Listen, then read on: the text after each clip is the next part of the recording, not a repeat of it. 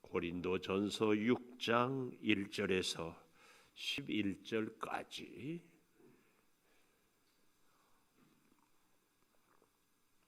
고린도전서 6장 1절에서 11절. 너희 중에 누가 다른 이와 더불어 다툼이 있는데 구태여 불의한 자들 앞에서 고발하고 성도 앞에서 하지 아니하느냐? 성도가 세상을 판단할 것을 너희가 알지 못하느냐? 세상도 너희에게 판단을 받겠거든 지극히 작은 일 판단하기를 감당하지 못하겠느냐? 우리가 천사를 판단할 것을 너희가 알지 못하느냐? 그러하거든 하물며 세상 일이랴. 그런즉 너희가 세상 사건이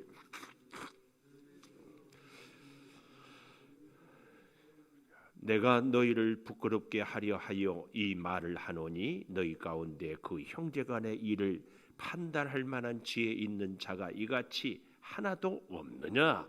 형제가 형제와 더불어 고발할 뿐더러 믿지 아니하는 자들 앞에서 하느냐? 너희가 피차 고발함으로 너희 가운데 이미 뚜렷한 허물이 있나니 차라리 불의를 당하는 것이 낫지 아니하며 차라리 속는 것이 낫지 아니하냐? 너희는 불의를 행하고 속이는구나. 그는 너희 형제로다. 불의한 자가 하나님의 나라를 유업으로 받지 못할 줄을 알지 못하느냐? 미혹을 받지 말라. 음행하는 자나 우상 숭배하는 자나 간음하는 자나 탐색하는 자나 남색하는 자나 도적이나 탐욕을 속여 빼앗는 자들은 하나님의 나라를 유업으로 받지 못하리라. 같이 봅니다. 너희 중에 이와 같이 성령 안에서 씻음과 거룩함과 의롭다 하심을 받았느니라. 아멘. 오늘도 새벽을 깨우는 송아, 너는 하나님의 보석이다. 보석이다. 변함없이 새벽 제단을 지키는 권사님은 하나님의 보석입니다. 보석입니다.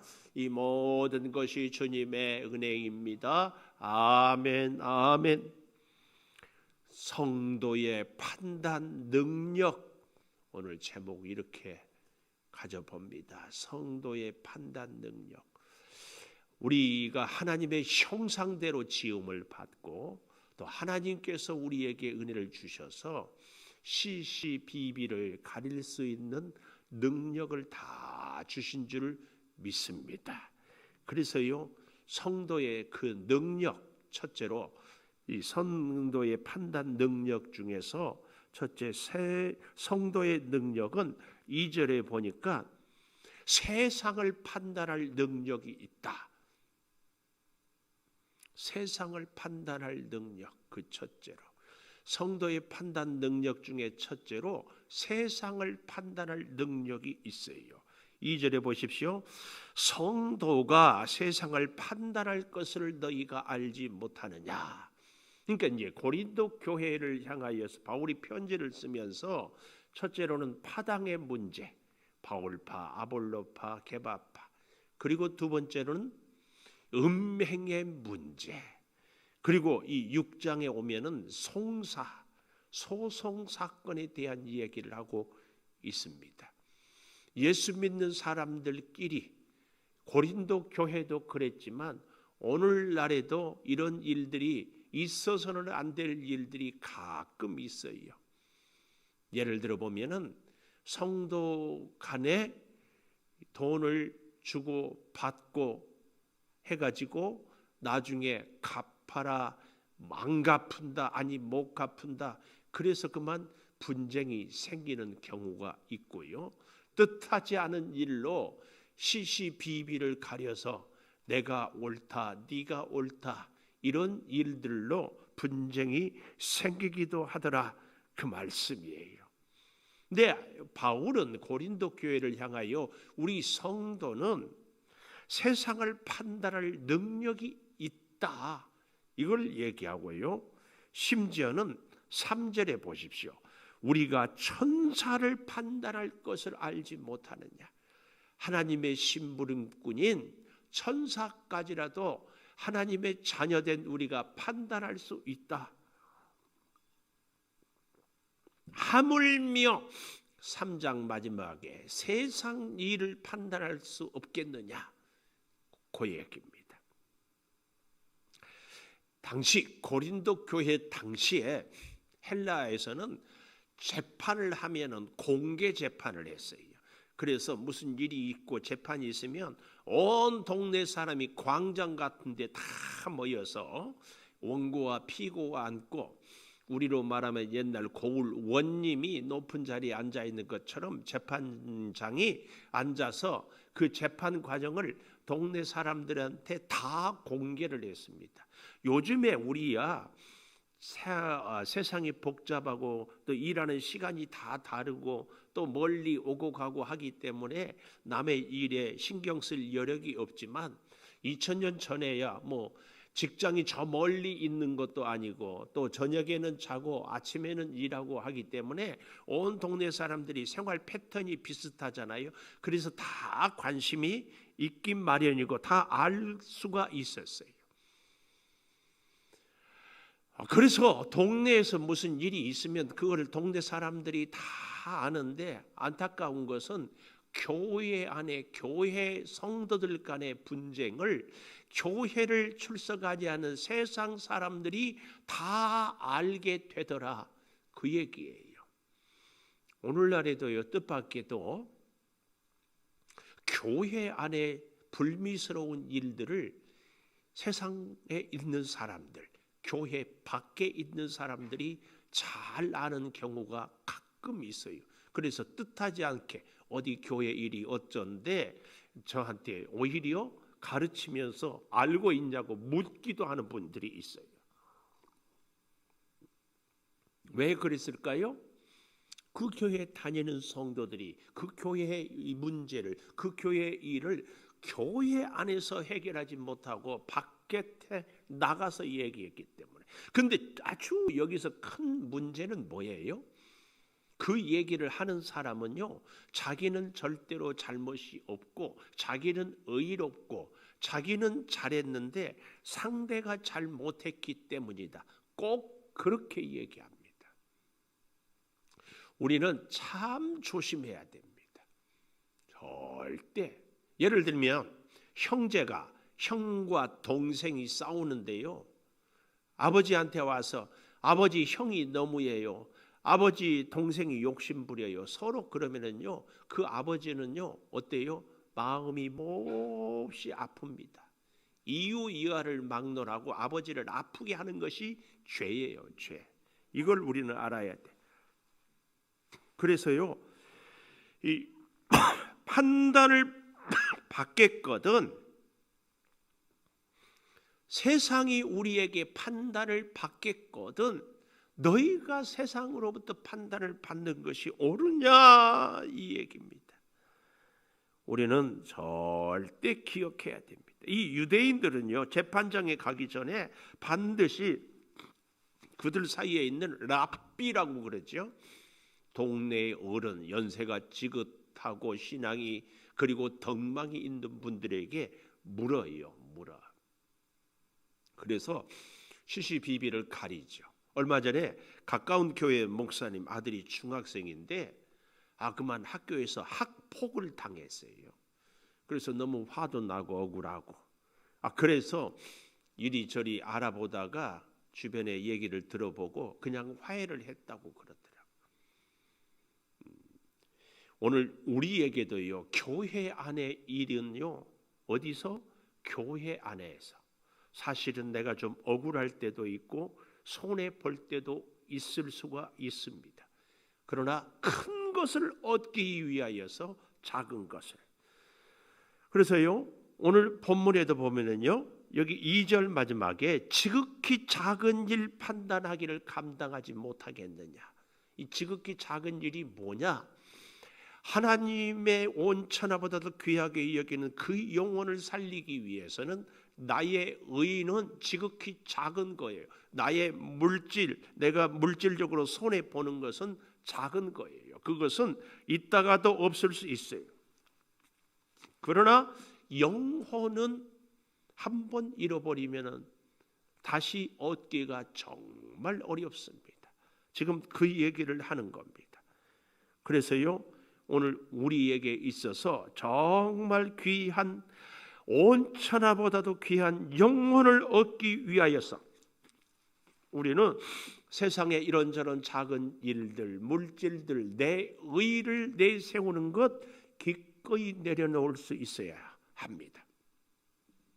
그래서요, 두 번째로 7절 보십시오. 너희가 피차 고발함으로 너희 가운데 이미 뚜렷한 허물이 있나니 차라리 불의를 당하라. 두 번째, 차라리 불의를 당하라. 내가 억울한 일 당하고 내가 나쁜 소리 듣고 내가 특별히 하나님의 교회에서는요, 분쟁이 생겼을 때 서로 간에, 여러분 교회가 분쟁이 생기면은요, 분쟁 당사자들은요 절대 그 교회를 떠나지 않아요. 근데 가슴 아픈 일은 뭔 줄 아십니까? 그 일에 직접적인 관계는 없지만 그럼에도 경건하고 겸손히 헌신하고 충성하는 사람들이 그 교회를 떠나갑니다. 이제 그렇게 했을 때 당사자들은 자기가 옳다고 하지만은 정말 순진하고 믿음으로만 살려고 하는 사람들이 떠나간 그 영혼에 대한 죗값은 싸우는 당사자가 가져야지요. 우리는 이 사실을 절대 놓쳐서는 안 됩니다. 나는 옳다고 나를 주장하고 나를 변호하고 내가 목소리를 높이는데, 그래서 정말 나의 의를 증명받았지만 이름 없이 소리 없이 그 사건을, 그 환경을, 그 모습을 보고 낙심하고 시험 들고 떠나가는 그 영혼에 대해서는 어떤 교회에서요, 이름을 댈 만한 다 알만한 교회인데 우리 아주 총회적으로도 존경을 받았던 목사님이 오랜 동안 분쟁을 했어요. 근데 재판을 하면 할수록 어때요? 이 목사님이 원로 목사님이셨는데 다 옳다고 인정을 받았어요. 그래서 그분이 그런 얘기를 했대요. 가까운 분한테 들었는데, 하나님께서 나를 이렇게 어려운 재판을 당하게 한 것은 평생 목회할 때 한 푼 챙기지 않고 하나님 앞에서 흠없고 거룩한 것을 증명하기 위해서 나를 이렇게 고생을, 여러 가지 분쟁에 휘말리게 했다. 그런 얘기를 했대요. 맞는 얘기예요. 원래 청렴결백했거든요. 근데요, 끝까지 그 담임 목사님하고 싸우다 보니까 교회가 공중분해돼 버렸어요. 여러분, 내가 아무리 옳다고 나를 변호하고 나를 주장해도요, 나 때문에 영원히 상처받고 교회를 떠나가는 것은요, 그 무엇보다도 무서운 죄예요. 절대 기억하십시오. 내 의를 주장하기 위해서 다른 사람들을 실족게 하는 사람, 우리 예수님은 뭐라고 그랬어요? 차라리 연자 맷돌 메고 물에 빠지라. 우리는 그 어떤 것보다 큰 죄가요, 믿음의 성도들을 실족하게 하는 것입니다. 꼭 기억해야 돼요. 차라리 수치를 당하는 것이 더 나아요. 얼마든지 주장할 수 있고 내가 잘못 없어요. 어제 그젠가 가까운 목사님하고 오랜만에 탁구를 쳤어요. 근데 탁 쳐보니까 누가 잘 쳤겠다? 내가 잘 쳤으니까 얘기를 하지. 근데 본인이 막 잘 치면은 이기고 어쩌고 한데, 그래서 제가 싱글싱글 웃었어요. 왜요? 이미 탁 쳐보면 알거든요. 그 여유가 있어요, 여유가. 우리가 얼굴이 불그락 푸르락하고 나의 의를 자꾸 주장하고 목소리를 높이는 것은 어떤 면에서는 내가 그만한 실력이, 여유가 없어서인지도 몰라요. 엄마하고 어린아이하고 싸우면 늘 엄마가 져요. 근데 누가 옳아요? 엄마가 옳지. 거기서 이놈아 너 이러고 너 이런다. 그게 옳은 엄마예요? 그 엄마는 어리석은 엄마예요. 그런 얘기 있잖아요. 고을 원님한테 찾아가서 재판을 하는데 4 더하기 4는 8인데 이놈이 7이라고 합니다. 원님 좀 가르쳐 주십시오. 그랬더니만 4 더하기 4는 8이다 하는 놈을 혼냈대. 이유가 뭔 줄 아세요? 저렇게 어리석은 놈하고 입씨름하는 네가 문제다. 오늘 우리가 진짜 하나님 앞에서 의롭고 바르다면은 주님 닮아가야죠. 주님 닮는 것이 뭐예요? 죄 없지만 죄인으로 십자가에 죽는 것이. 이것이 하나님의 의예요. 하나님을 믿는 사람들은 이 의를 우리가 가져야 돼요. 차라리 당하라. 베드로 후서 1장 5절에서 7절까지에 보면은 믿음의 8단계를 이야기해요. 믿음의 제1단계 믿음은 2단계 덕을 세워요. 그래서 믿음이 좋은 사람은 반드시 주변의 사람들에게 덕을 세워요. 믿음이 좋다고 하는데 덕이 없다. 미안하지만 믿음 없는 사람이에요. 믿음이 좋은 사람은 주변 사람들에게 꼭 덕을 세워요. 그래서 믿음의 2단계는 덕이에요. 이 덕은요 반드시 3단계로 나아가요. 지식, 아하 이것이 옳지만 이것이 틀림없지만 저 사람을 살리기 위해서 내가 손해보는 것, 이것이 참 지식이에요. 진리의 지식이에요. 이 지식을 덕을 통해서 알게 되더라 그래. 그래서 믿음은 덕은 지식은 그것을 알기 때문에 자연스럽게 상대가 깨닫기 깔지 나를 절제할 수 있어요. 그래서 참 지식이 있는 사람은 절제를 해요. 절제. 이 절제는요 그 다음 단계가 뭐예요? 인내할 수 있어요. 그래서 믿음이 좋은 사람은 꼭 인내합니다. 절제합니다. 지식이 있어요. 덕을 세워요. 그 인내는요 놀랍게도 그 다음 단계가 뭐예요? 6번째, 경건하게 돼요. 경건. 기다리고 인내하면서 하나님의 마음을 그리고 하나님의 뜻을 닮아가는 것, 이것이 경건이거든요. 그래서 믿음이 좋은 사람은 절제하고 인내하는 거예요. 이 경건은요 반드시 어떻게 해요? 성도와 성도, 혈육을 나눈 형제나 이웃 간의 우애, 형제 우애를 꼭 이루어요. 그래서 믿음의 7번째 단계는 형제 우애를 이루어요. 믿음이 좋다고 하면서 성도들과 형제들과 서로 분쟁을 하는 것은 미안하지만 믿음이 좋지 못한 사람입니다. 그리고 마지막 믿음의 8번째 단계가 뭐예요? 사랑이에요. 사랑. 그래서 제가 그런 비유를 드리지 않았어요. 우리 믿음을 나무에 비유한다면 믿음은 뿌리요, 열매는 사랑이다. 그래서 믿음으로 시작된 믿음의 마지막 8단계는 사랑이다. 그 얘기입니다. 사랑이 있으면 차라리 내가 당하는 겁니다. 어린아이와 엄마가 서로 있을 때 다 양보하는 것. 더 큰 유익이 뭐예요? 가장 큰 유익, 생명을 살리는 거죠. 우리가 가장 어려운 사람은 우리 예수님이 죄인을 살리기 위해서 죄인의 모습으로 죽어가는 그것입니다.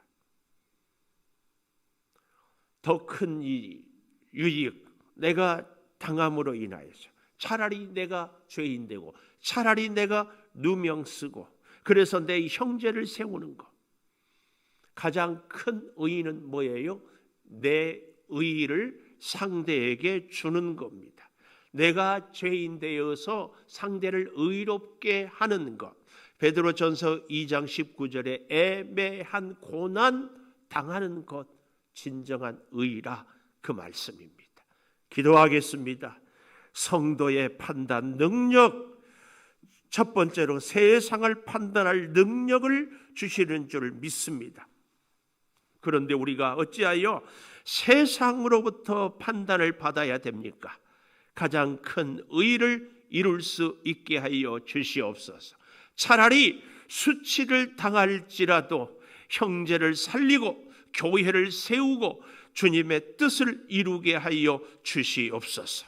지금은 우리 주 예수 그리스도의 은혜와 아버지 하나님의 무한하신 사랑과 성령의 감동하심이 이제로부터 영원토록 함께 하시옵기를 간절히 축원하옵나이다. 아멘. 기도하십시다.